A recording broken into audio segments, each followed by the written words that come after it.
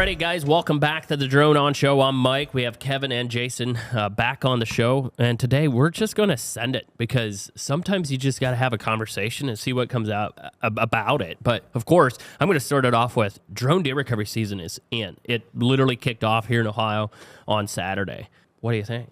Let's roll. It kind of Season 4. It snuck up on me. Like, to be honest, it's like here so fast. It feels like we're already in October. I feel like our business, right? We have so many different kind of industries that we're doing with the drones that each has its own season, and it goes by week, by month, and then it just shortens the whole year down. Mm-hmm. It's literally we don't really have quiet time or like slow times, because when drone deer is slow, then NuWay Ag is ripping. Yeah.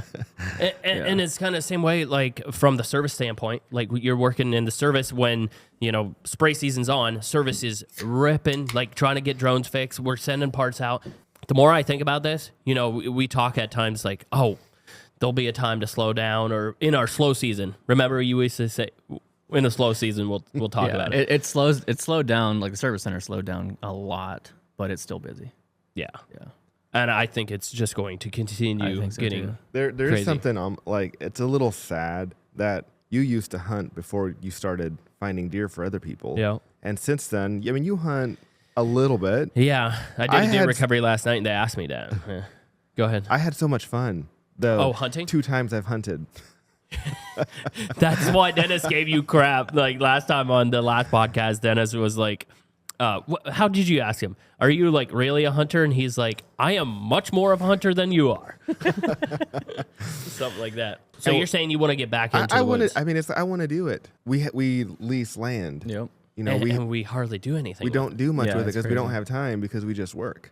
Yeah. And the other thing is we just don't have really good bucks over there. That's like motivating to go try to hunt them down. Yep. But that land we lease, usually, it's later in the year when those bucks start moving in because there's a lot of crop fields and stuff. Crop fields. There's a couple big bucks around it, but they're nothing really on the talking about that land, we spent thousands of dollars on that land to try to put in an alfalfa hayfield. Completely miserably failed. And that video will be coming out. It is so much worse than what I thought. Dude, you walk over there, the weeds are literally taller than what you are. Yeah. It's ridiculous. I had to think of farmers. Like, think about how hard these farmers work. And there's just, people overlook how hard farmers actually work to get a good crop. Yep. There's always something that they're doing with their fields to try to keep the weeds from taking over.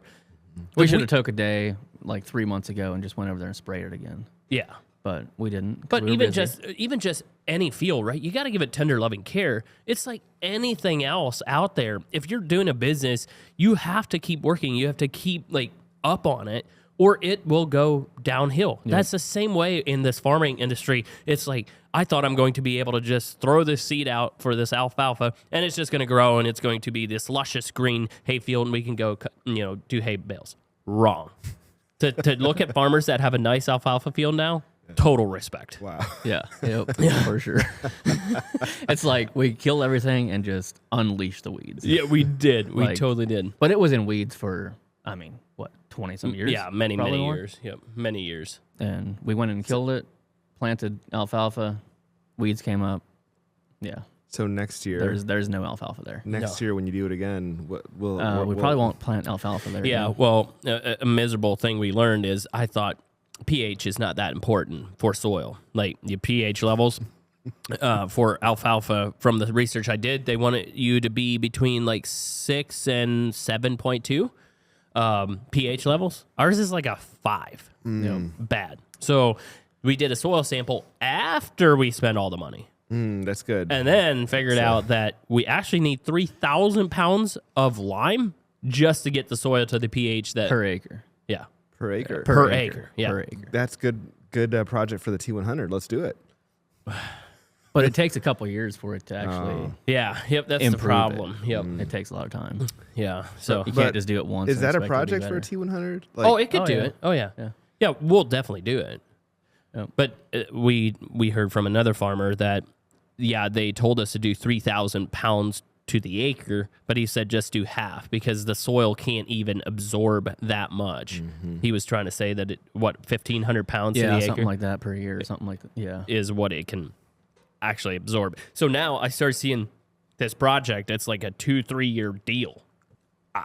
So we're busy. I don't know we got time for that. Yeah. Does this make you want to farm though? Like, could you get into it if you could learn? Like, you'd get all into the weed to learn about it. If I'm not busy. Right? If you wouldn't have a bunch of other things going on, 100%. It's a full-time job. Yeah. Like farming's a full-time job. Yeah, because like, okay, we would have been around the field. We would have seen, okay, weeds are taking over. Like, do something about the weeds. Well, we never went back. We're just like, you throw a seed down and it's just magically going to grow. Well, not true because the weeds started overtaking the sprouts. Well, the weeds grew faster and they just shaded out the little new sprouts and they died. Yeah, we probably didn't go back for 2 months. Stupid. I mean, anybody listening that is not a farmer, they can probably tell us, well, yeah, duh, guys, I could have told you. If you're not going to check on your field in 2 months, it's probably not going to work. But you know what? We're going to share it. We're going to share the failures that we had and learn from it, because if I can help another guy that's wanting to be crazy like me and Jay were that one day, just do everything in one day. That's what we did. We did everything. We cut the grass, we tilled the dirt, we seeded, we fertilized, and we rolled it all in one day. I thought that's how it works. Nope, didn't work that way. So if there's another guy listening or watching this podcast, don't do what we did.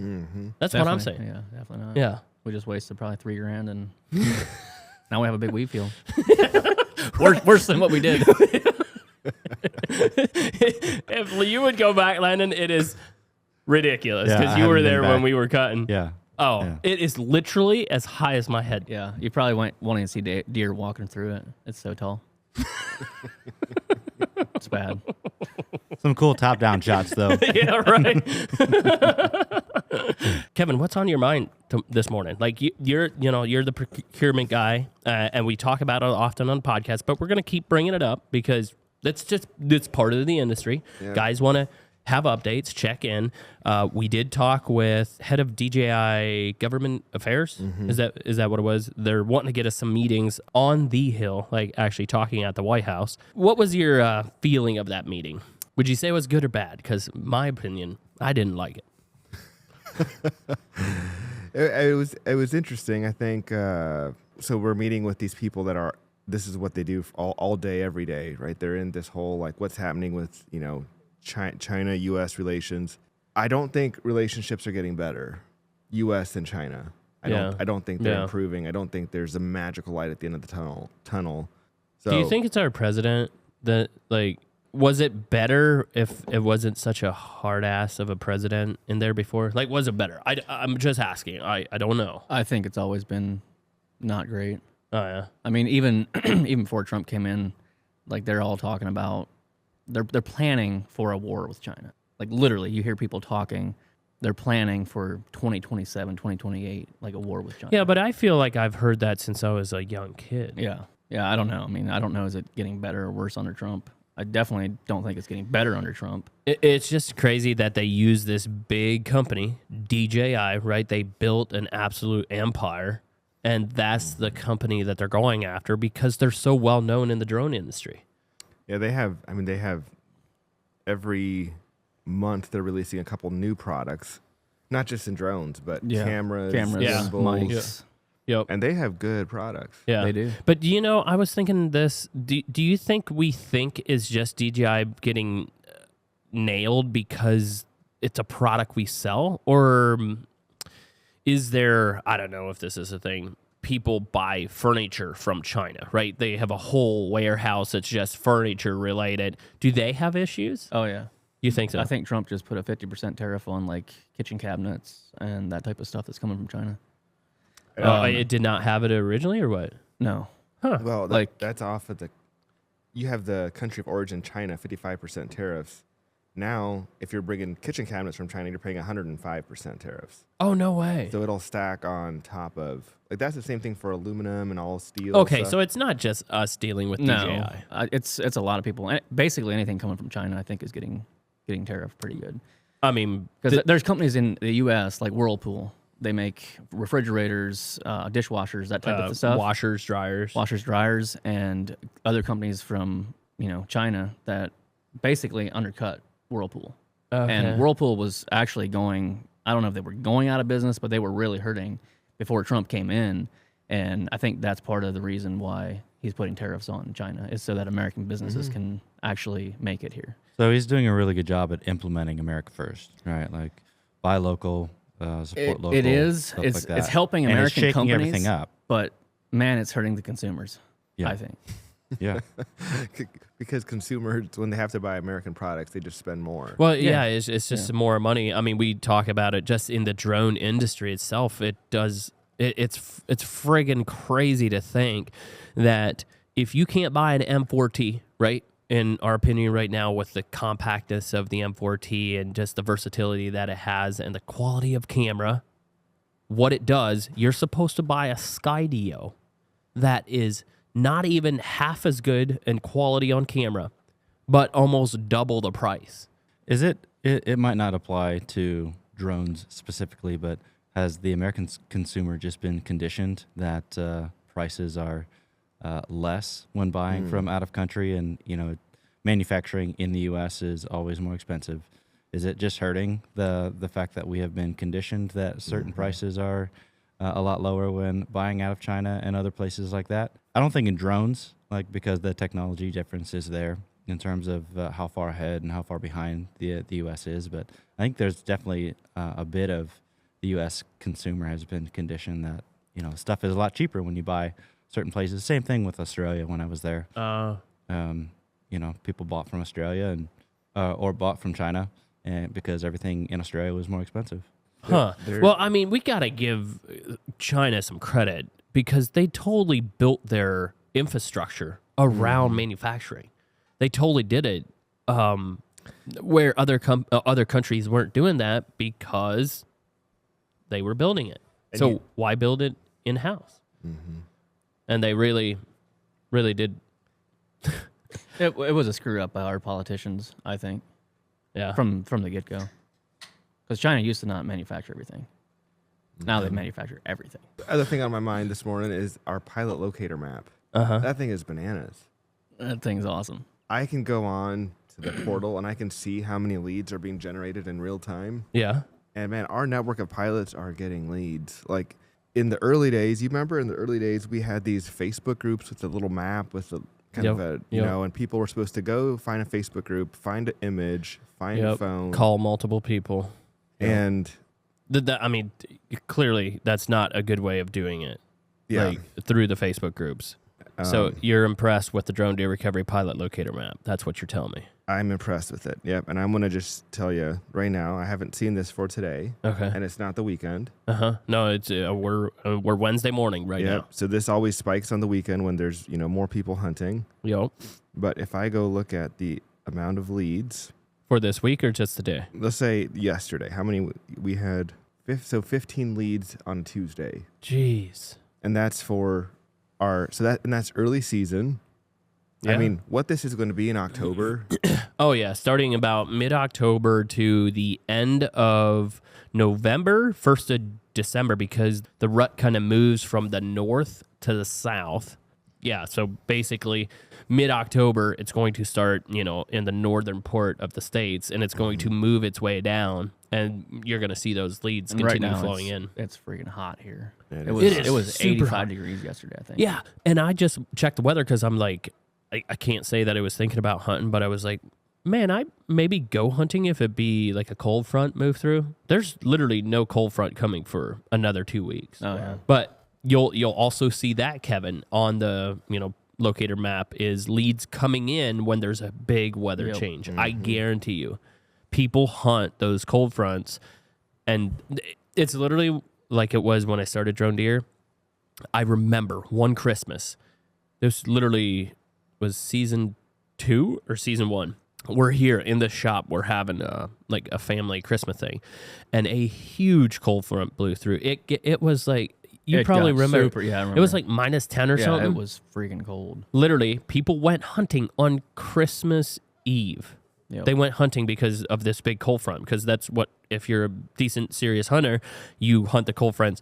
And my phone was blowing up on Christmas Eve. I asked Karen, my wife, if I can go do the recoveries, and she was like, no, you got to set boundaries. This is one day you cannot go do it. Yeah. But literally, I remember I had like 3 phone calls while we were at Christmas Eve party for people wanting, they needed help. Yeah. Couldn't help them, though. Yeah. I could have, but I wasn't. Probably Weren't not. allowed. Sorry, Karen. Mike, was that pretty easy for you to say, okay, like, sorry, No. dude? Or were you like, was it pretty rough? Internally, you wanted to say yes. It's so hard to tell. Okay, so somebody's calling you, right? They want help. They want help. They just shot this buck and they need help, and they call you, the only person at that time that's able to help them, because there wasn't the Pilot Locator Map where there's hundreds of pilots. And you call them back and like, sorry, I'm just not going to be able to do it. It just hurts. It's kind of like last night. So got a call last night, and it was literally like, what was it, 9 or 9:30? I was just getting ready to read a bedtime story to Viviana. Got a call. Can you come find my buck? I tried talking the dude into, hey, let's just push it off till the morning. You probably hit him in the gut. Let's wait, give him some time. And he thought about it. He's like, well, I got work tomorrow, and I don't think I can call my boss at this late the hour, but I'll try. So he called his boss, and he said, and then he called me back. He's like, me and my brother talked about it, and we'd like you to come tonight. And I was like, shucks. So I tried calling a couple other guys. Called Matt. I wanted him to have the opportunity to go do it because I didn't want to do it. Nope, couldn't find anybody. Well, then I already had told him that I'll come find it, and so there you go. You went to do it. I went to do it at like 10 o'clock. I was pulling out of the driveway. Didn't get back home last night or this morning until like 12:30. But it was worth it because I was able to help him. I found his buck. He was jacked up. I'm fired up. It's about a half mile back in. Public land, had to drag him all the way out. I was thinking, T100, here we go. I'm throwing it on the back of the truck. Do not kid yourself, guys. I'm doing it. I'm throwing it on the back of the truck because when I find that deer, that's what I'm offering. You want to drag it, or do you want me to fly it out? I'm here anyhow. Yep. So you helped drag it out. I helped film them dragging it out. Okay, cool. Yeah. Yeah, I just wasn't sure if the muscle came along with with the thermal. I felt like I had my hands full, so I had the 360, I had the lights, I had my controller and the drone carrying it into to where the deer was just to film it. Yeah. So if you guys watch Drone Deer Recovery, that's what you get. So didn't call Landon. You carried the drone. Carried the drone because I wanted to get We thermal didn't get you a footage. little backpack. Oh, that talking about the 4T, like that's another reason that I like it. I think I might like it better than the 4TD. Is I'm going to build a little strap that goes around the drone, keeps the props in. I tuck that little baby right underneath my arm. And I'm just walking like it's like no big deal, and it's filming the whole thing. You know what? Like a gimbal. It also doubles as a nice spotlight. Just turn it on your controller on the one side. No. There you See go. whatever you want to see. That's My cool. light was the brightest light from anybody there. Interesting, because I know we've carried it and used a thermal Yeah. for some interesting shots, but that's cool. We got the Dude, gimbal and the light. It's so small. You got the light, you got the gimbal, and then you get some sick shots going in and out. I'm like, I like Good it. idea. I like there's it. so many different things that it does that I didn't even think about it until you're actually doing it. But I do have to get this little strap thing that, tucks in the propellers. Yep. And away you go. Have a thermal camera, have a spotlight, have a nice gimbal. Like you can get super smooth footage. That's amazing. Nice. It is really amazing. Yeah. And the thing doesn't weigh. What does that 30T weigh? About 8.5 pounds with the batteries in with it. the It's batteries kinda in it. heavy. Yeah. It starts becoming a pain when you're hiking it back in there. Now, I don't want to complain. That 30T rock star of an aircraft. Like, if you want it, yeah, Yep. it's still good. But yeah, that's how my night went last night. Talking about just helping people out, right? I tried getting somebody else to do it, and I already told them we'll help them, and so I was the guy out there. I could also say that you I text wouldn't him. need to do it, right? I wouldn't need to do it, but I want to help him. Texted me and I was laying in bed. I'm like, oh my gosh, I hate saying no, but no. You're in training, Jay. You're just in training. You're learning how to say no. It's good. Yeah. I If, think if it's- you would have texted me like 15 minutes before that, I'd have been on it. Yeah. It wasn't important to have 2 drones on this one anyhow. Really super, super thick. obviously early season. We talk about it in the videos. It's super thick. Trying to get your RGB camera to see is one thing. The thermal, punches down through. You can see the heat signatures. Yeah, I found it. And then once we got to the deer, we're like looking up and we're like, how in this, like you couldn't even see to the sky, but that thermal was still able to shoot down through there. So you left at 10, you got back at 12:30. That means you were only searching for 20 minutes? Yeah, I think by the time I found him, I was actually in the air for 15 minutes, maybe 15 minutes. For early season? Yeah. That's really good. Fast. Well, another thing, what this hunter did and what we have to educate hunters on is this technology allows you to see if your deer is dead or not. He was not convinced on the shot. He just wasn't. He said he did not, or he either forgot to put the light at knock in his arrow, or it didn't show up. And when you're hunting early season heavy timber, it gets darker in there faster than what legal shooting light is. And so he took the shot and he said it sounded weird. Not that schwack sound like when you hit him, through the heart or lungs. And he's just like, I'm not going after this deer. It's close to the private line. He didn't want to bump it in there. Didn't have much blood. And looking at it, yes, he would have found the deer the next day. He has the thermal drones. Why not use the thermal drone? And that's what he did. That deer could have just as easily been alive. 100%. And yeah, and much easier. Much it better. was a shot that wasn't a good shot, but Did it end up being a gut hit? It was a liver gut. Yep. So it was so far back on the liver that it hit a little bit of liver and a little bit of the actual stomach. The deer died fast. He had a really big broadhead. He's using the Beast broadhead, Bomar's broadhead. And I think what happened is the stomach acid or whatever's in the stomach, it mixed with the blood right close to the liver so fast that it just killed him really fast. That was my first successful for the 2025-26 season. Me and Jay looked for one the other morning, couldn't find it, but I think that buck was shot in the shoulder. That's what you do when you're a thermal drone pilot. It's a grind. I'm actually going to make the video talking about it. Like Viviana, literally, I was going to read her book, and she's like, "Well, can't somebody else go?" Like Matt, Landon. Like she was literally naming. Oh, she was naming me. She was literally naming off all these names. I was like, yeah, I tried, but having a wife that supports you, super important. Although I don't know. She says that there's time to take a break, and I just don't know when that's going to be. We talk about it oftentimes about, do we work too much? I don't know. Yeah. Do you work too much? Kevin does really good, I think. You do probably better than anybody. Like turn it off. Turn it off. Turn it off. Forgetting about it. Yeah. I don't know. Do you forget about I it? don't know that I don't know that you make a good thermal drone pilot though. 7:30, shut it off. It's family time. Yeah, because people usually aren't calling you till 8:30 in the early season. Yep. So no, I think great boundaries. So looking at that, knowing that thermal season brings late night hours and stuff like that, are you guys taking off earlier in the day? Expecting that your hours are shifting and basically doing like a split shift? Are you guys adjusting for that, or are you guys just working your normal and then We still have adding a on top full-time of job. it? Well, just asking. We're talking about family time here. You gotta Wait, spill it. is this Counselor Landon? Because maybe I'm this just, is what we I'm need. just curious because I'll tell you that like I'm working here at Drone Deer NuWay, and the 7:30 this morning I was out taking photos for another client, and then I have clients that I'm scheduling photo shoots after I leave here. So I'm just adding on top of my hours here, and weekends and stuff like that. So I add on top of my normal work day. So I'm asking you guys have families, you got kids. What are you guys doing? Are you making room in your afternoon, or are you just adding hours on top? Since you're bringing it up, I'm going to say yes, I'm going to.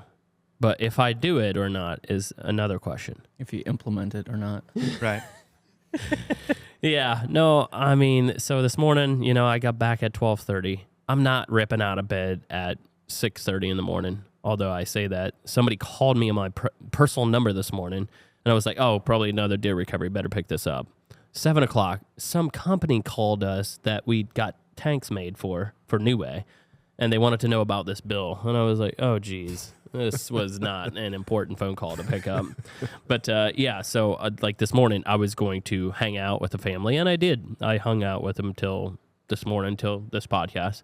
Now that you bring that up, I probably should say my work hours are going to end around 1 because I know I'm probably going to head out evenings. Which is what I think you should do. Yeah. I think me personally, like you guys, your work is deer season. We know that, during NuWay spraying, stuff like that, it's during the day. Sometimes early morning, not often late at night.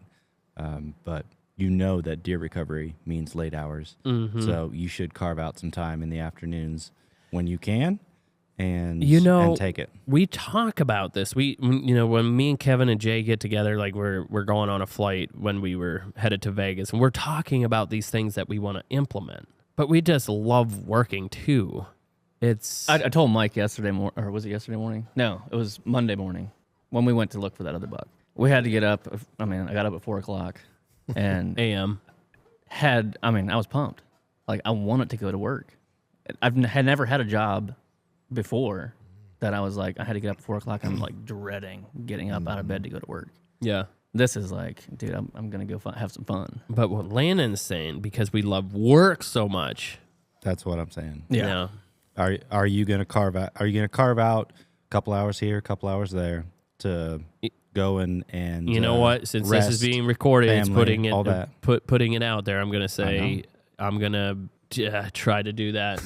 Doggone it! Why is it so hard to say I'm gonna do that? Yeah. And the thing is that we'll follow up here in a couple episodes and see how you're going with that. Good one, Landon. That's good. I think Kevin's not saying much because you're like, it's pretty easy, guys. Just do it. No, well, see, but my job is different than you guys, so it's easy for me to put boundaries around my job. Where if I was I think you said it well. If I was a thermal drone pilot, it's like, well, it's a lot tougher. So, like for me, I just like if I need to get stuff done, basically, I can get up as early as I want, and I can go to work at 5 or 6 o'clock in the morning, and I can like if I need more hours, I'll do that. There's nothing that requires me to do it in the evenings, and my wife would way rather I get up at 5 o'clock in the morning. Yeah. And then the only sad thing then is at 8:30, if we sit down and watch a movie, yes, I'm done. Like you'll fall asleep. 9 o'clock, I'm done. Your wife is watching a movie by herself, huh? Yeah. Okay.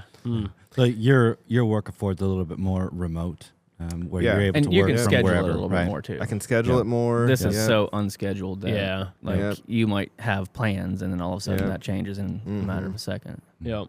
But it's one thing if it's a month, right? Like there's some give and take. If it's like all year, then that gets pretty shitty pretty fast. Yeah. What'd your wife think, Jay, when you told Mike no? You had to tell her. Oh yeah, she was laying right there. She was like, "Good job," or she was happy.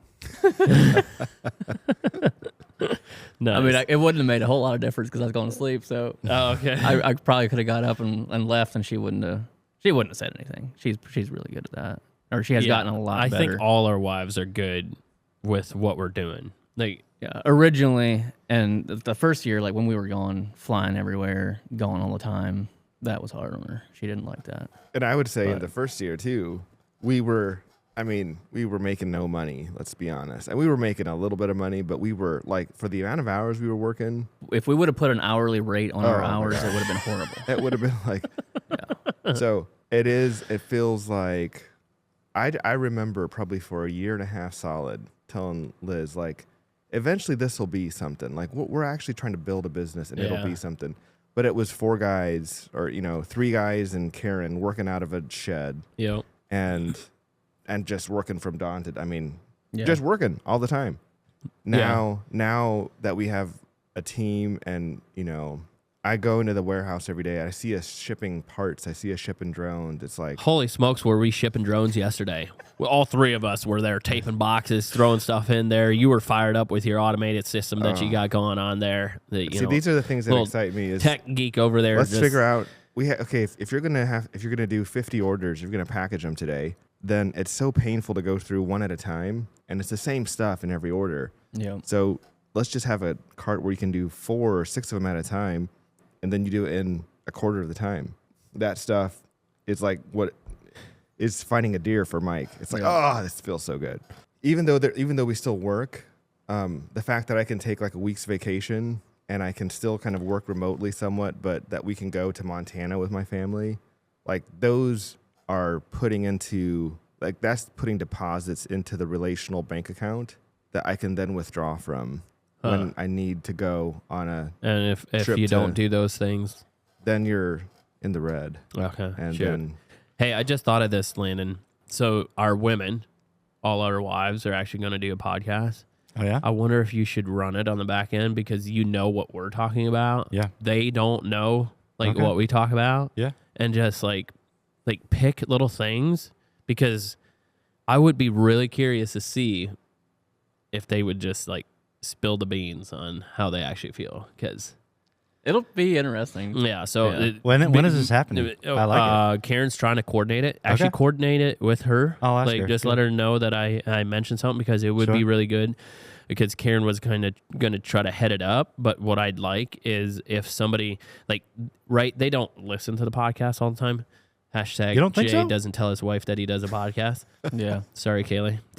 Maybe you're listening now. But then you hear us talk, right? Yeah. No objective on the podcast, but I do want them to let people know how they feel as Sure. wives of guys that are Yeah. workers and Busy. Yeah. Busy. Building Yeah. a business. And Yeah. I think that what we experience, like it's what our customers experience, whether they're thermal pilots or ag pilots, that thing of like you're trying to get this off the ground in your first year, your Absolutely. second Sure. year, like that husband-wife team dynamic of what it takes to actually build a business. It's the exact same thing that our audience goes through, that our customers go through. Like it's just what it takes to start a business. Yeah. Yeah. No, I agree. And you know what I think, Mike, you've said it more often because I'm with you filming and stuff like that a lot more.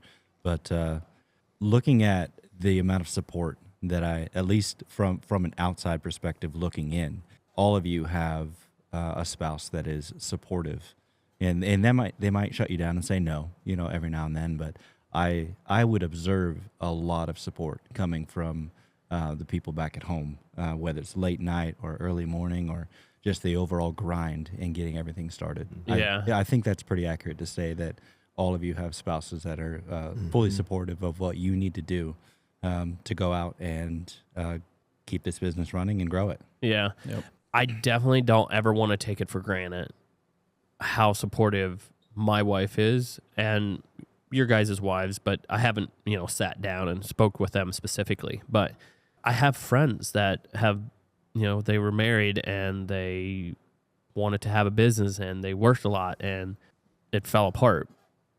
I don't know why that is. There might be other underlying issues, but it's like, it's hard. It's hard to build what we have and not spend as much time in it as we do, right? Like you need to almost spend as much time in it as we do. And just to have somebody that is supporting, I'm actually making the whole video today talking about what I did last night. And I couldn't do what I do without Karen. Plus, I wouldn't want to do this without a partner. It would suck. Well, I probably wouldn't be doing it. I'd probably be out in the middle west mountains somewhere, just, hunkered up, doing my own thing out there and not doing this. Mm-hmm. Yeah. You know what's cool about the buck last night? Makes me feel like we need to get this thermal drone community knitted together even better. But for the first time ever, another thermal drone company that started locally here, year 2 of my being in business, he called me, wanted all the specs of all the drones and everything, and started his own thermal drone business, but never bought anything from us because he didn't want to maybe support. Nothing against the guy, but they gave us that lead Oh, nice. from last night. I was like, that's pretty cool. Like, I gave them in the beginning. I gave them, this is the equipment I use. This and that. And there was just a little beef, not much beef, just a little beef. Like we had a phone call when you and I stayed overnight one time doing a recovery, and I found out about this guy, and then I called him. I was like saying that he's cheaper prices to try to get people to go with him. I just think it's cool that he sent us a lead because I'll do the same. And Yeah, I think that in the industry is small.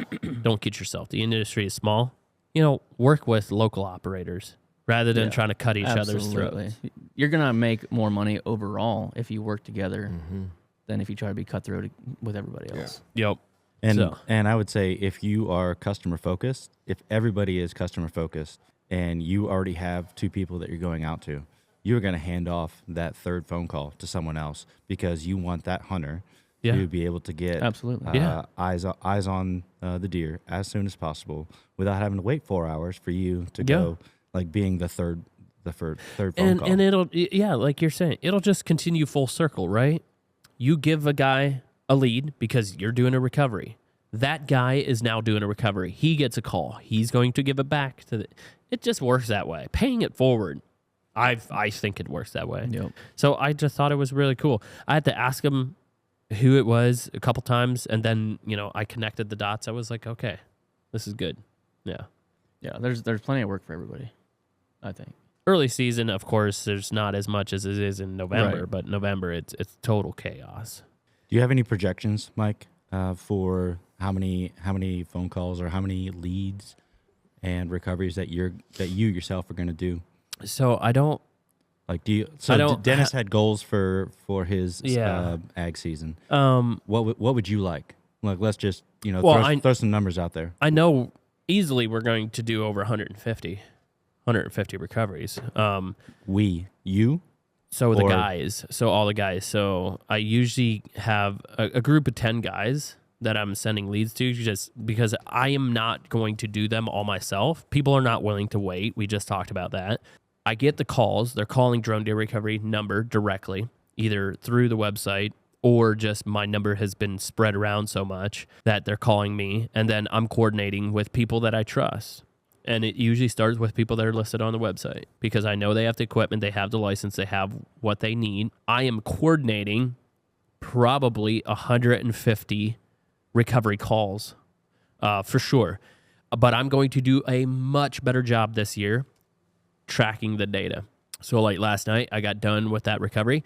I go into the granola that you told me about, and then I just tell it, today's date and how many phone calls I got that day. And then at the end of the season, I'm going to know exactly what the report is on how many calls I got to do recoveries. Now, I don't know what I should do on this, and maybe you guys can give me guidance. There's out-of-state people calling me to do recoveries. Can I put that down as a recovery call?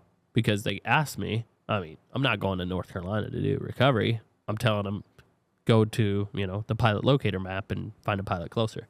But I could, because that's a call that I handle and still try to get the guy coordinated. What do you think I should do? So what is your stat? Is it calls that you've received, or what is the stat? calls I receive to do deer recoveries. And that's different than jobs done. You're also recording that jobs done? Me personally? By you, your team of 10 guys? I will have, so we will be recording that in a separate spreadsheet. Austin just built it yesterday. So I will know how many I do personally, either me and Jay when we're running with each other. Yep. I will know how many I do personally, but I was just going to, because people ask, how many calls do you get a year? That's usually the question. How many calls do you get? Mm-hmm. Well, mine is going to be completely different than somebody that's starting out, right? We're almost 25 million views on YouTube. So we get a ton of calls that normal people probably won't. What was the question? So if you're tracking calls received to do then recoveries. I think out of state would still factor in there, especially if you're counting separately jobs done. Okay. Then you would have more calls than jobs that you and your team did. It'd be interesting to see how many of those you pushed to the locator map that you didn't do. But, a lot. A lot. I mean, I get calls in the western state of Ohio, and they'd be willing to pay me 2.5 hour drive time to come do it, but it doesn't make sense for me to drive that far if somebody's listed on the Drone Deer map, locator map. I just tell them. Yep. And now I have like a hotkey or whatever you call this, things where you bookmark it, Pilot Locator. So I just go there, I hit share, and boom, I send them the map directly. You're probably only taking 10% of those that come through where you're actually going out yourself. Yeah, I wonder what it is. We'll know at the end of the season. We'll get some of those more specific stats. But another thing we're doing is this year we are recording with the in-house pilots that we have, and I thought about making it public to see if other people would want to record their data. That would be cool. But what we're doing is we are recording what weapon was used, what broadhead, was it a mechanical or a fixed or a hybrid? How far did the deer go? Was it dead or alive when you found him? And if it was dead, if you're there with the hunter gutting it, what was the shot? Was it lungs? Was it, gut? Was it this or that? And we're going to record all that data. I so wish I would have done this from the get-go because did I say gecko? Yeah, Geico. 15 minutes could save you 15% or more. Car insurance. Yep. But I'm just thinking what it was like in the beginning, though. Like the think of Mike trying to record all filling that out data in that first season is just It hilarious. probably wouldn't have happened. Mike's general focus is not on those details. No. And it was like we were 4 deep, and it was like those first 2 seasons were Yeah, it was hectic. It was rough. mental. Is his chair squeaking coming through? I can hear it now a lot more. Yeah. He's getting a little wormy. Yeah. Can we talk just briefly about like what we're doing to the Pilot Locator Map, since we have a lot of changes coming online in the next 2 weeks that our pilots are going to be super excited about. So some of those are, the biggest one is we're redoing the way that we're giving pilots the ability to request reviews. So when a hunter contacts a pilot through our portal, then we're putting the power in the pilot's hands. While you're standing, you just finished finding the deer, you're standing next to the hunter, you can, through just texting on your phone, send a review request to the hunter standing right next to you, and that'll mark it as a job completed, and then it'll... Can he do that if he wasn't hired through the website? Nope. Yeah. So for like my call last night, Yep. I'd have to send him my pilot profile, Yep. connect, and I felt like I would have been intruding on him Mm-hmm. to do that. But I don't know, if it's outside the platform, do you really have to send him through there? You don't have to. Yeah. If you record more reviews and more completed jobs through the platform, you become a better candidate You're to just gonna hire. work better. Yep. Yeah. Yep. And last season, we had a lot of jobs not actually get marked as completed where we know they were completed, Oh. because the way that we would send review requests were automated 4 hours, 8 hours, 24 hours later. And we figured out that 24 hours later, the hunter, although he was very thankful when the pilot came out, 24 hours later, he's moved on. He's no longer concerned about leaving a review. He's no longer concerned. Yeah. Yep. It's the wrong time to request It's a a lot review. better doing it right there when Yep. he's standing next to you. Yep. Yep. And it's going to be, for the hunter, it's so easy. Like he can just type out how many stars on his phone through the SMS, write out 1-sentence description, snap a photo. He's just sending it through SMS, and then our portal is marking it as a job and showing that review online. Yeah. So that's cool. huge. Another thing is if you've seen our Pilot Locator Map, it's so much easier for hunters to scan. Like the whole interface is changed from last year. So last year we had part-time developer. Now we have a full-time lead developer. Yeah. And this is we're doing a lot more work on it. You know what? While you're telling this story, I'm just looking at you and thinking of when I approached you at the Beacon Cafe. I was like, Kevin, this is going to be big. You're going to want to get in. You're like, no, not interested. Now you're over here, developing these things, Yeah. helping our team develop this stuff that you're fired up about to Yeah. help other hunter or other pilots and hunters Yep. like ourselves, because you didn't understand the industry and how crazy people get about big deer. I like that they get crazy, right? It helps our business, but you're fired up like what we're doing. I'm just thinking like, Dude, and something that gets me really fired up along this is this year our ad budget to push the Pilot Locator Map is $70,000. So are we sharing this publicly? I think I just did. What was that? What did you do?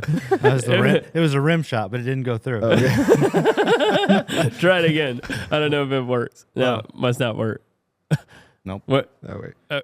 So he's learning. I hit it, but it's okay. it's not coming through. We got these pre-recorded yeah. So, but no, imagine that $70,000 to advertise in states according to how many pilots we have in the various states, Yep. just to drive hunters to the map. Because last time, every pilot on our portal got, on average, 33 leads in the season. Yeah, we had over 400,000 people visit the Pilot Locator Map last season. season. And that was without the ad spend that we're doing. Yeah. And the cool thing about software is that our goal really is to keep the Pilot Locator Map as the primary place and the easiest place for hunters to find thermal drone pilots. Yeah. And the whole, I'm not worried about more and more pilots jumping on our map. Like this month we had 150 pilots add on to the map. Yeah. And I'm not worried about it because the amount of hunters that are using those pilots is growing in proportion. Oh, 100%. So it's more like for any thermal drone pilot who's, and I can hear that now also squeaking. Yeah.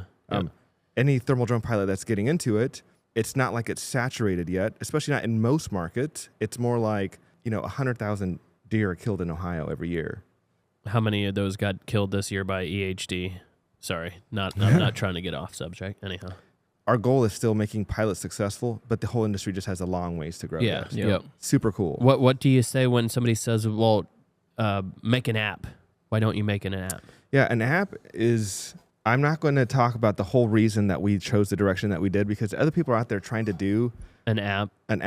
What I would tell them is mark it on your phone with an Android like what Jay has or an Apple like what I have. They all work so easily. So if you're going to have to explain it how you use it on Google, but if you use Safari, dude, just go to Safari, put in dronedeerrecovery.com, go to the Pilot Locator Map. Once you're at the Pilot Locator Map, then you can hit share, scroll down, and it says add to homepage. Add to homepage on your phone. Boom. It looks like you have a new app. It's called the Pilot Locator. It looks literally like an app. You click on it, and it takes you to that map every time instantly. If we could get people to start thinking like that, okay, if you think you're going to use the Pilot Locator Map a lot, put it on your home screen. It's that easy. Yeah, it's super easy. Even on Android, super easy. So Very similar. what browser do you use? Google. Okay, so you use Yeah, Google. you just get on Google, get to the page where you want to save it. Click the little three dots on the right side. Go down through there, add to home screen, and boom. Now you have an app icon on your home screen. You just click it. Yeah. Takes So you right to it. Kevin, in brief, give me the elevator pitch of why we didn't create an app for this and we just kept it on the website. An app that requires a hunter to download an app for something that they will not use every year. They'll use some years. It's very different than the experience on Uber, where you're doing $20 to $50 rides and you do it every time you land in a new city. We think what we need to create, the environment we need to create for hunters and pilots to interact is one of trust, safety.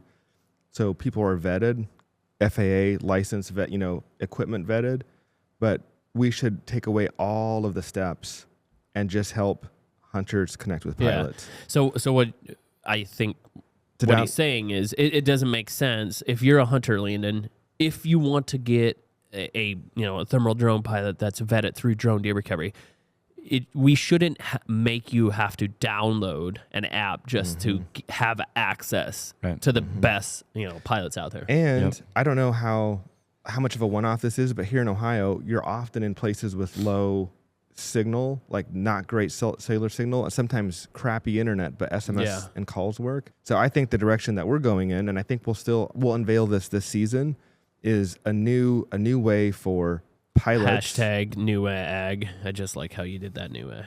Yeah. So this is a new way for drone deer, though. So this is going to be a way for, imagine if you're in the woods and you just want to find the pilots closest to you. We're going to give you a way to text deer to our phone number, brand new phone number, and then we'll tell you the 3 thermal pilots that are closest to you and how far away they are from your city. So first you'll text deer, and then we'll say, look at Landon's face. He wasn't even. You didn't know we're working on this. No. Then we'll say, what's your nearest zip code, town, county? Where are you? Right. And then we'll send you a list of 3 thermal drone pilots and how many miles, and their reviews and everything, so that without even going on the web, you can just from your SMS, everybody has SMS, you can tap on a phone number to talk to that drone pilot. Nice. That'll be without ever awesome. going to the internet. Yep.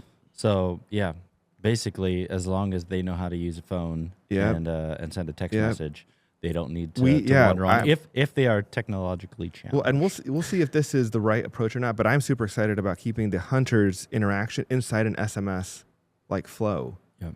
And then get this last thing before I bore everybody with these details. But the last thing is for pilots, we like our marketplace where pilots can list their profiles is actually like we vet changes. So people can't go on there.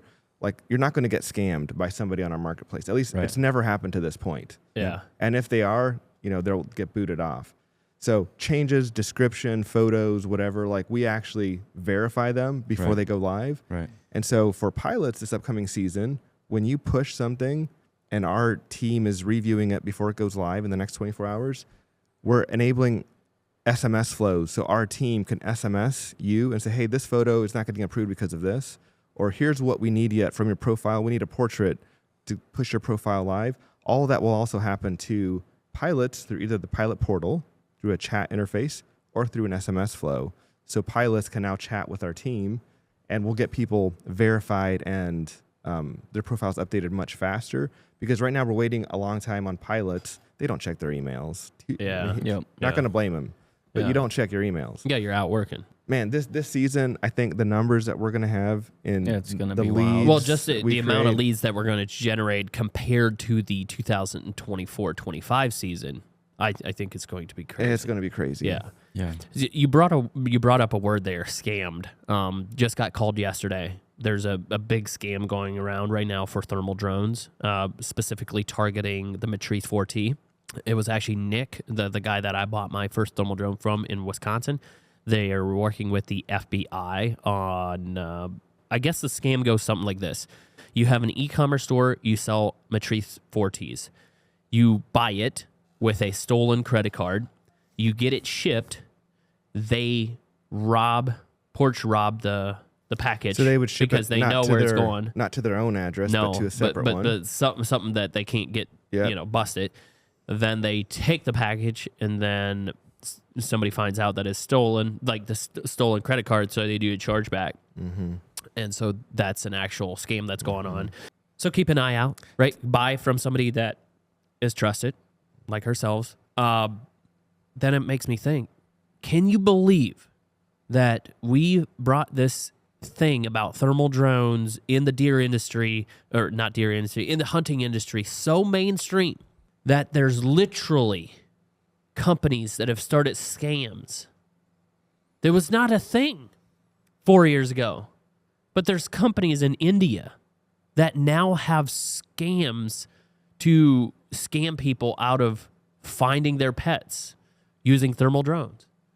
It's crazy. Stealing thermal drones because of what Drone Deer's done. It's just, oh my God, it's just mind-blowing. And the market for pet especially it's ripe for scammers. Yeah. Oh my gosh. Yeah. It's so much easier than hunters, I feel like. Yep. Yeah. And you're so emotional about your Yep. pet. Right. And Yep. you have such an urgency, and and you don't really understand the technology. And so when they tell you they can fly it from wherever they're at remotely, Yep. you're Yep. like, okay, send it over. Yep. It is wild. And I wonder what scale it's happening. Do you know what scale that's happening on? Like, is it On the pet stuff? on the pet The stuff? pet stuff at one time was horrible. I was getting DMs weekly of people that got scammed. And then they finally, connected all the dots and realized that the footage and the photos that these people were using were actually either drone deer recovery or drone pet recovery stuff.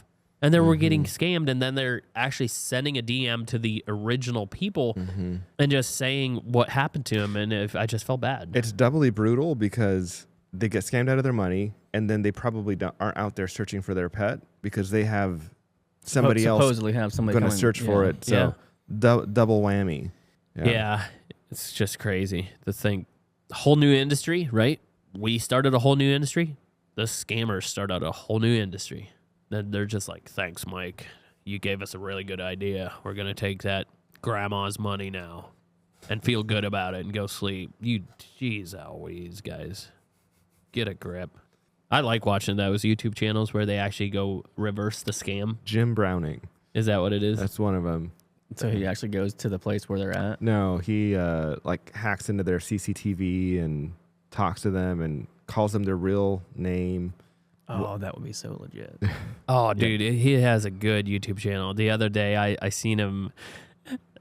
The guy logged into the YouTuber's web or like computer, but he gave him access because he knew everything's locked. But what he did is he was already in that dude's computer and brought over his files and put them in his files, and then that guy's going through the files and he sees his own video. And he's literally like watching this dude. Can you imagine what's going through his mind? Like, oh crap. What's going on? Yeah, That like is he funny. was in my computer. Yeah, so good. Are you guys gonna hunt this year? Do you have any goal? I mean, do you want to hunt or? Oh, I want to hunt. I Oh. hunted myself twice last year. you hunted for yourself twice last year? I think so. Sorry. And then you I didn't took- hunt yourself Oh no, twice. no, I didn't hunt myself. I myself went out and hunted for deer twice last year. Sorry. It's sometimes little it's play just on the words. Pennsylvania Dutch But- that comes out. We can't help it, guys. I took Brantley out twice last year. That's So probably I hunted it for Yeah, total you of 4 took times. Brantley out and he He shot a actually deer, shot and then down. we flew the deer out with a fly cart. Yeah, How'd the FA like that one? they loved it. Gave them work to do. More on that That's coming one. That's later. one perspective. Maybe they'll stop pursuing it. Government shutdown coming. Oh, we could. Great idea. Great idea. isn't the FA It just sucks that we can't talk about it, but we do give the FA a lot of work, and they should thank us for it. I Right, wonder, Kevin? I wonder if they're thankful. They probably aren't thankful. We talked about this before. It's like when but- we like kind of talk about it, everybody like doesn't. Yeah. Like, should we? Can we? Is this a good idea? What are you doing this year for hunting? I mean, I don't know yet for sure, but I'm Well, planning you on. got a extra thick field Yeah. waiting for you. If there's any surviving deer from EHD, I don't you know think- where to go. I don't think EHD hit us. No, No, it No. didn't come up didn't get here. in this area. There's enough rivers that are like Flowing. big rivers there Yeah. that there's not a whole lot of So stuff at about this it. point of the season, with no preparation, No, I actually got cameras out last weekend, I think. Once Okay. the season started. You're Once actually the season using started? you're actually using trail cams. I did put some out there. I think Yeah, that's a bad idea. Yeah, I mean, I haven't flown the drone over there for a while, so Yeah. it's easy to just put cameras out and see what's there. Jay, But you could put the relay over there and just cruise from your house. I can cruise from my house anyway. Oh, yeah, because the connection's that Yeah, good. connection's phenomenal. Nice. Like it's a mile, about 1.1 miles from my house to the hunt property. Definitely line of sight. You're And- visualizing I'm on it. top of the hill. My house sits on top of the hill. Yeah. Yeah. It is But up there pretty tall. I can fly over there as long as I don't like come way low. Right. Then Yeah. yeah. Nice. Huh. What, Kevin? That was a good one. visualizing. Yeah, Yeah, no, we, you gotta visualize we it. visualize it all the time in our brain what it looks like over there. Are you going to hunt this year, Okay, but Kevin? my question was, at this point of the season with no prep, how do we make changes to our land so that the big bucks come onto it? Oh, we're not. This is too late. No, it's you just There's got to be something. I mean, what do we do? no. You can't bring them on if they're not there. They're not there. They'll come in. They'll there. come in there. Like yeah. Right now they're all out in the fields. Like there's we many. we crop got to get you fields on a around big there. buck. But the farmers are actually just seen the other day back by the dam. They're starting to pick all that stuff. I'm Okay. hoping they pick all the fields around there. That'll push them into the Okay, woods more. so if I want to shoot a big buck, I could go out. We have a blind, right? yeah. You know what? You got to shoot a deer with house end in a blind. That should be the challenge this year. Use a tree stand. We got 2 tree stands hung. Or sit on the 3. ground. Yeah, or the ground. You Great. chased the buck away last year because you just thought, "Oh, here comes a buck. Move around," and then your chair squeaked like the one that So you're sitting you're on saying right the now. challenge would be not out of a blind, but out of a tree stand. That's harder than a blind. I'd like to see you do it on the ground. I feel like it's more fun. It's more real in a tree stand than it is in a blind because you're actually out in it. In a blind, you're just sitting there waiting. I don't know. Well, it's definitely a lot colder. It is a lot colder. I love blinds in the wintertime. Yeah, It keeps you out of the wind. our hunting is the furthest thing from actually hunting. Yeah. You're sitting and waiting. But then somebody's going to say the same thing. Your recovery mic is the furthest thing from a recovery. I remember when I was on my hands and knees and my dad was sending me through the briars looking for blood. Now you just do it from your pickup truck. Take your drone off. Oh, there he is. Yeah. It's so much better. We have this technology. Why not use it? You're not going in there disturbing the deer. Just like the one that Brantley shot last year. Yep. It was a little doe, and that thing was bleeding like crazy. But he ended up, I think he shot her in the gut, is what ended up happening. But we went after it. I didn't really want to use the drone if I didn't have to. But we went up ended up going after it probably 125 yards. And finally I was like, dude, we got to stop. He wanted to keep going. And I ended up actually seeing it. It had bedded down and we jumped it. And then I was like, okay, we got to leave. So went and got the drone and we found that it was only probably 300 yards from where we had shot it, but it wasn't dead. We ended up waiting until the next morning. Yep. Went in, flew it out. We did fly it out. Oh my gosh, that T-100 is going to do so many crazy things. Dude, I seen a helicopter the other day with a guy hanging on it. So they were working on the power lines, and there's a guy hanging on the winch or whatever, probably, I don't know, 50-foot long winch, and he would fly him from the yard up into the big tower. Yep. And I was just thinking, give it a couple years, drones will be doing that. Oh, yeah. Well, yeah, way less 100%. overhead. Yep. 100%. Yep. I mean, believe what do you think it costs them to operate the helicopter? that $1,500 an hour? Oh, for sure. That helicopter if it's the same one that what I was watching on YouTube, there's a guy that makes videos about this. That's a turbine. And so just to acquire that helicopter is about $3 million. And so it's burning probably 70 gallons an hour of jet fuel. Outrageous. Yeah. Another thing I saw on my feed this morning is the way that they deliver beer kegs up to like chalets or whatever, like at the top of the lift. Like I didn't know that, and it doesn't quite make sense. It must not be a ski lift, but like somewhere they were delivering it with a helicopter, like a net with a bunch of those like beer kegs, like remote way back in, and then taking out like the empty trash or whatever, doing that with a helicopter. Yeah, no, it's going to be a thing. I just talked to Gary Hostetler. His dad was shot a moose up in somewhere north Canada, and they fly it out with a helicopter as well. And you could easily do it with a drone, fraction of the cost. Mm-hmm. Yeah. It's coming. Just mark our words. You're listening to it on the DroneOn Show right now. In 3 to 5 years, it's just going to be normal. Mm-hmm. Yep. Alrighty, that's all I got. Good stuff. Actually, we could probably chat all day long on stuff, but we're gonna wrap it up. Thanks for listening, guys. See you on the Catch you next guys one. on the next one.